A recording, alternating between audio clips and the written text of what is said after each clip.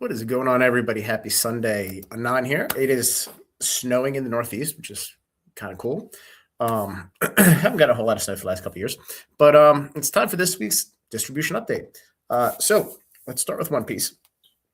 I have still not seen any EBO3 allocations at all.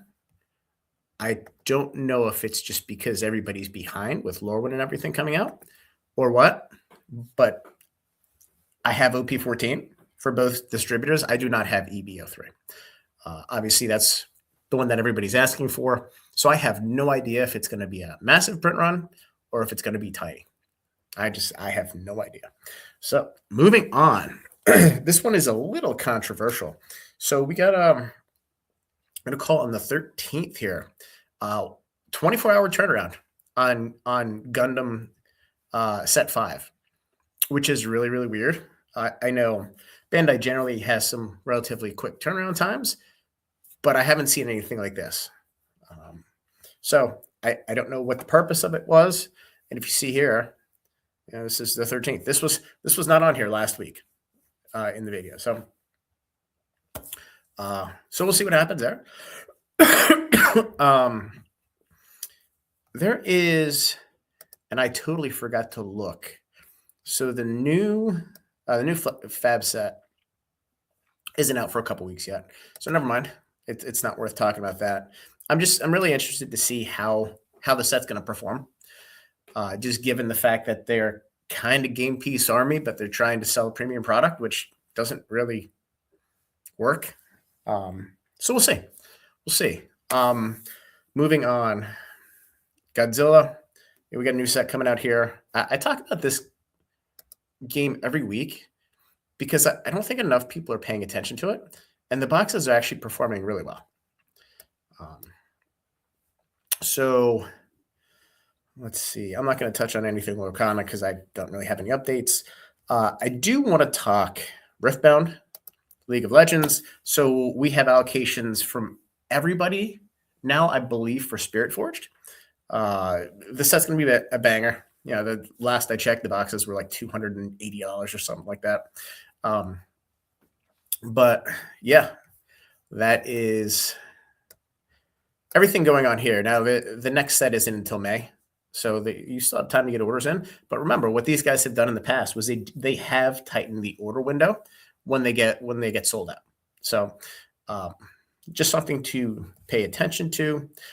Sorcery contested realm. This is interesting because Southern has really nothing, but it looks like PhD got a restock of Beta and Arthurian Legends, which is really, really interesting because I believe they said that a year and a half ago, Beta was no longer going to be printed. So they either printed a ton of it or they changed their direction. So we'll see what happens there. But, for a set that came out in 2023 to still be hammering the print button on that or still have some to sell is a little concerning. And that just really goes back to the point where I don't think economically one set a year, especially a 400 card set, works. I've done the back of the napkin math, and obviously they're charging like $100 a box from distribution. So distribution is probably paying 78, 80. No, probably mid 80s. So they're charging a ton for the boxes. I don't know where it goes from here because I'd really like to see Beta go out of print, have them do an announcement on it, and then never have to worry about it again. Because right now, everybody I talk to, they're just their minds are running wild because they continue to come out with the same reprinted product for like the 5th or 6th time now. So let's touch on Weiss because they just announced a couple of banger sets in the back half of the year. And I don't think they're listed yet, but we're getting Nikki 2, so Nikki Volume 2. And we're also getting, I think, 2 different free run sets, which are pretty interesting. All of those sets have performed quite well. There's also a small wave of Azure Lane Volume 2 coming out. I guess it's either safety stock or it's follow-up from the first print run. I did have that confirmed this past week. So there's not a whole lot of it on the market, which is kind of surprising. I thought there would be more people buying it just based on how Azure Lane Volume 1 did. So now we're going to get into the meat of this. So this is this is interesting. So Magic the Gathering, Lorwyn is absolutely crushing it. Like, it's absolutely insane right now. They also just landed Edge of Eternity's play. The second wave, I think I told you guys the first time back in December that I anticipated a bigger second wave just because they're managing their earnings, and that's kind of exactly what we're seeing here. But we also just had Bloomburrow play landed at distribution. Now, I haven't gotten any yet, but I would imagine it's probably shipping the end of this week. Not really sure. In other news, Avatar collector boosters back up over $400, which is good. Spider-Man's starting to dry up. But I think what's interesting is with the success of Lorwyn, I think they're probably going to juice turtles.